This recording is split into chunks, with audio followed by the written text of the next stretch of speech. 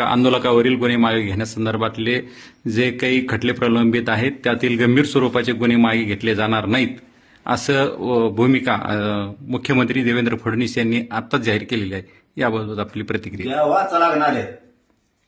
त्यांनी आणि त्यांच्या सरकारनं शब्द दिलेला आहे की सकट गुन्हे सगळे मागे घेतणार. त्यांना घ्यावेच लागणार आहे. तर ते कसे घेत नाही मी बघतो ना. माझा जोपर्यंत विश्वास आहे त्यांच्यावरती की त्यांनी सांगितलेलं आहे, मुख्यमंत्र्यांनी पण, शिंदे साहेबांनी पण आणि उपसमितीनं पण, की आम्ही टप्प्यात बरोबर सगळे गुन्हे मागे घेतोय. हे शब्द त्यांनी दिलेले आहे, तशा लेखा पण दिलेल्या आहेत. त्यामुळे सरसकट यांना मागे घ्यावाच लागणार आहे. मी गप्प बसणार नाही आणि ज्या दिवशी घेणार नाहीत आम्हाला वाटतं त्या दिवशी आम्ही बघू नाही कसे मागे घेत नाहीत. ते मागे घ्यावाच लागणार आहे. ही शब्द आहे त्यांचा आणि सरसकट घ्यावाच लागणार आहे आणि ते पण मुख्यमंत्र्यालाच घ्यावा लागणार आहे. त्यांनी शब्द दिलेला आहे. ते कसे मागे घेत नाहीत मी बघतो ना. मी आहे ना.